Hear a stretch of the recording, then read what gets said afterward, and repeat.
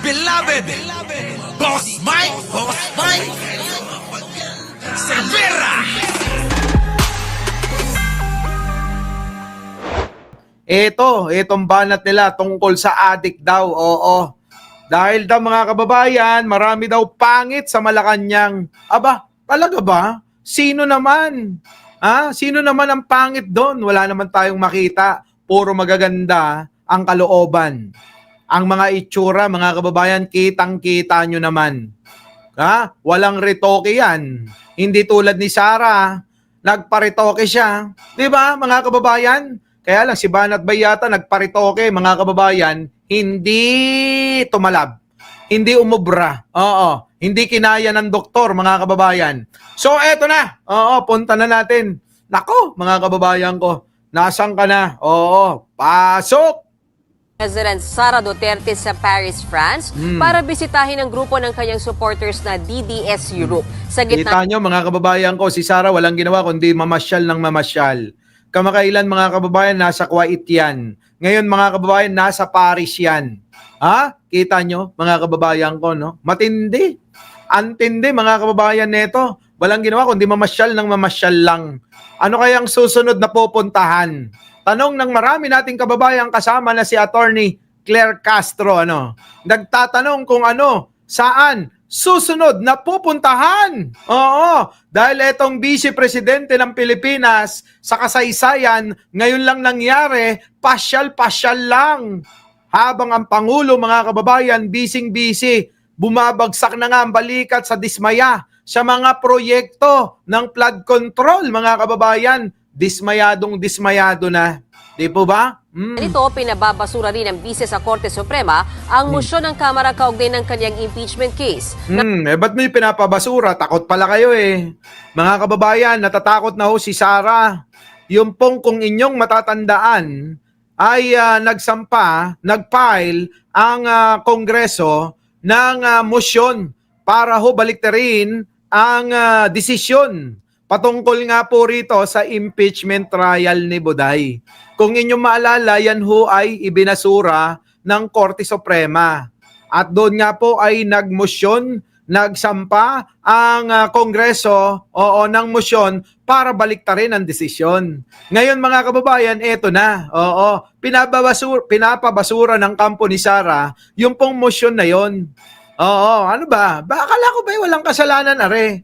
Akala ko ba gusto baladbat? Bakit Bakit ho, mga kababayan, ay pinapabasura niya? Di po ba? Hindi ba dapat kung talagang ready ka na makipagbardagulan, baladbat ka mo nga magkaduguan na. Dumanak na dugo dyan sa Senado kapag nagkaroon ka ng impeachment trial, Bakit, mga kababayan ko? Parang tila ba Jojo Chavez, oo, live ako, mga kababayan ko, tila ba parang inahadlangan? Para bang tulak ng bibig, kabig ng dibdib? Etong si Sara, ganun mga kababayan, tulak ng dibdib, tulak ng bibig, kabig ng dibdib. Di ba? Ganun ho yung ugali ng mga sintu-sintu yan. Yung po bang sinasabi, mga kababayan, abay, kinakasakit ng damdamin yan? Oo, ganun po Tuloy. Nasa frontline ng balitang yan si Camille Samonte. Nako, yan na.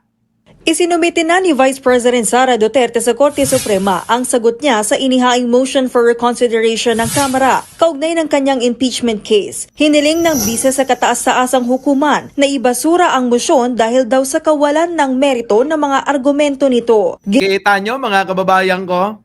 Bakit pinapabasura? Kala ko ba ready ka? Bakit ngayon? Parang takot na takot siya. Mga kababayan, kaya nga lumilikom na ng mga supporter niya. Kaya hanggang sa Paris, hanggang Kuwait, hanggang sa Dahig, hanggang kahit saang sulok ng mundo iniikutan niya. Para nga naman, mga kababayan, ready na daw siya. Inuuto niya yung mga OFW na tatanga-tanga. Tuloy. Ni VP Sara, hindi na kailangan ng factual correction o pagtatama sa desisyon ng Supreme Court. Kita nyo, mga kababayan ko, takot Takot na takot ito si Sara. Puro lang yabang yan. Si Sara, sabi nga ni Edgar, di po ba? Kung totoo na talagang gusto mo ng bloodbath dyan sa Senado, hayaan mo na.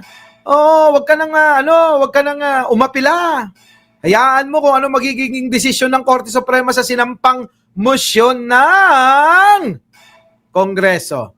Kaso mga kababayan, mukhang mabibigo na naman tayo. Oo, mukhang mabibigo na naman tayo mga kababayan dahil hinahadlangan na naman ni Sara Duterte. Ano?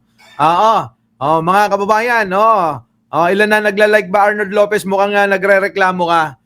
Eto na. Unconstitutional ang kanyang impeachment case. Ito kasi ang ilan sa mga pinunto ng Kamara sa kanilang motion. Paliwanag pa ng kampo ng bise, may grave abuse of discretion ang Kamara. At Nako, daming dahilan. Takot ka lang malaman kung ano ang katotohanan. Pinagkakait nyo sa taong bayan kung ano katotohanan eh. Yung po yung katotohanan dyan, ako sa akin sa aking opinion, takot lang talaga sila na malaman ang katotohanan. Takot na mabuking yung mga tinatago nilang kayamanan. Yung po yan, wala na pong iba. Natatakot sila na madiskubre saan damakmak pala ang pera. Perang nakatago kung saan-saan. Sa bangko rito, bangko doon, at bangko dyan. Di ba, mga kababayan ko? Yun lang naman yan. Meron pa bang iba? Kasi kung wala kang tinatago, Sara, di ba, hinayaan mo na. Kaso nga, takot na takot ka, baka mabuking yung mga bangko mo na kung saan-saan nakatago ang mga kwarta na ninakaw mo. Ayan, syempre, di ba? Ano ang gagawin mga kababayan? Ano gagawin? Hadlangan hanggang makakaya. Di ba ba? Late ako, Boss Mike. Live ba? Oo! Wisely kanina ko pa sinasabing live RA.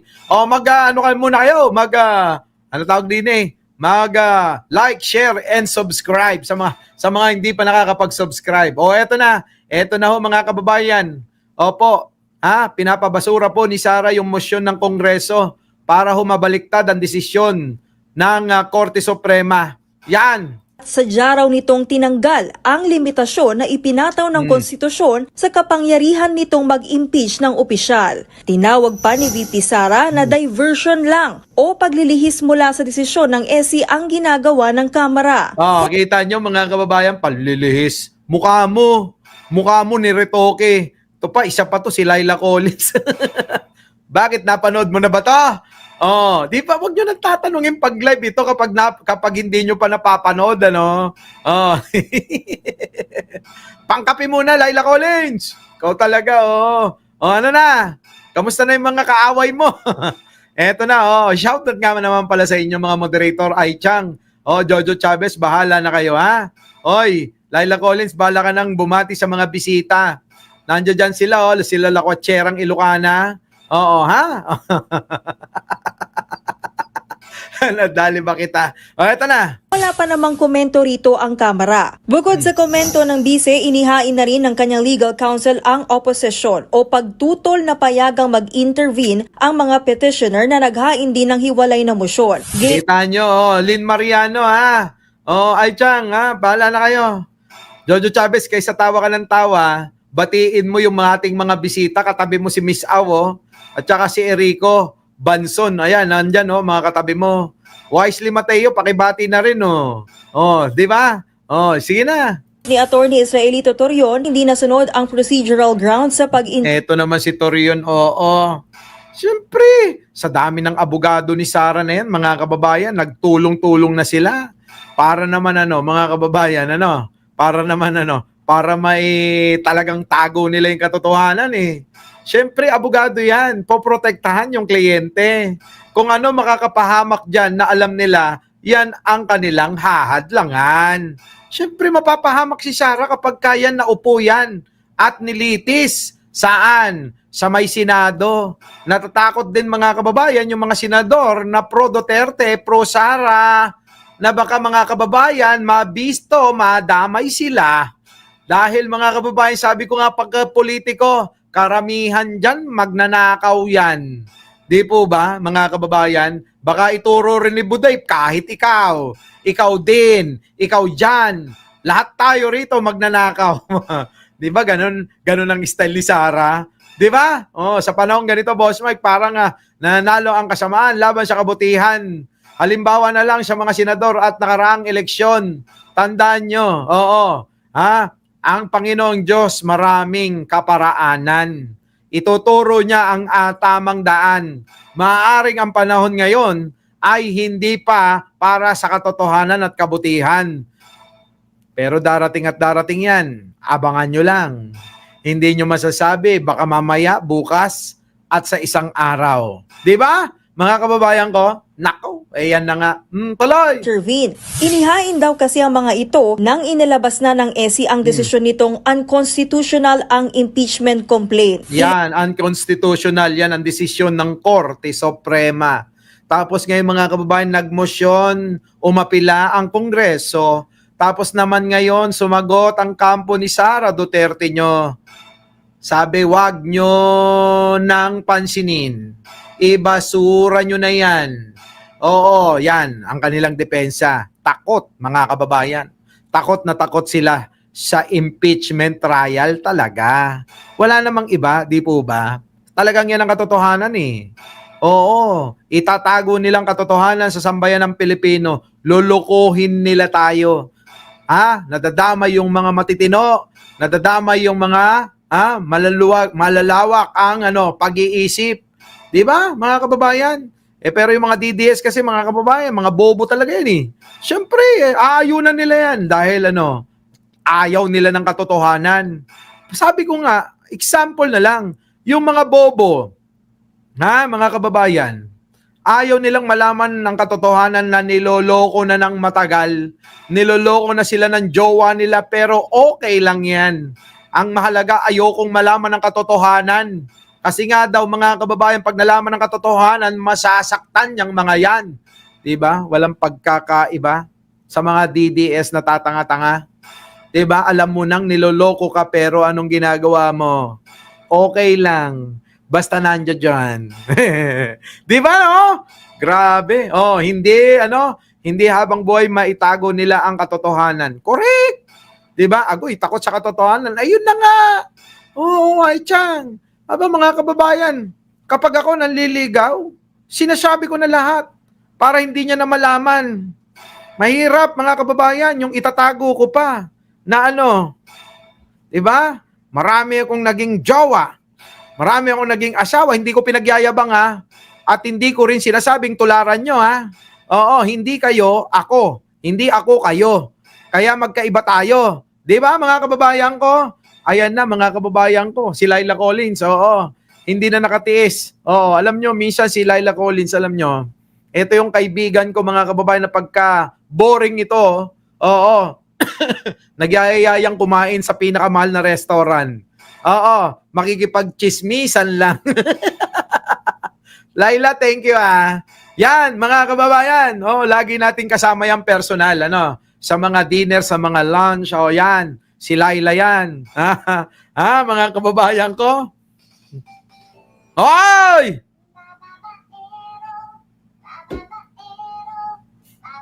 Tuloy. Yan sa mga naghain ng motion para mag-intervene ay ang Akbayan Party List, Isang Bayan Coalition at Makabayan Bloc. Sa ngayon, inarchive na ng Senado ang articles of impeachment kaya walang paglilitis na magaganap para sa bise. Ayun na nga, wala na nga. Kasi nga, di ba, in-archive na ho ng Senado. Yan nga po yung nagalit yung mga tao. Ruben Liboon, thank you naman, buti na lang dumating ka, may kasama na si Laila. Arvin Lorio. Totoo na, alam nyo mga kababayan, ulitin ko lang. Sa tuwing ho ako'y manliligaw, talagang pinagtatapat ko lahat yan. Alam ni Laila Collins yan, kasi kaibigan natin yan, personal. Si Arnold, tinatago ko pa. At saka kay Aichang, hindi pa nila alam. Konti lang yung alam nila, Ewan ko na lang kapag nakasama ko sila ng matagal, Si Laila matagal na. Eto mga kababayan. Pag nanligaw ako, syempre single ako. Hindi naman ako manliligaw na may karelasyon ako, no? One at a time lang ako. Hindi ho ako yung may jowa, may asawa ka na bababae ka pa. Hindi ho. One at a time. Kapag nawala na yung isa, after one week, manliligaw na, ganun. Sinasabi ko, ganito nangyari, ganito nangyari, ganito nangyari, ganito nangyari.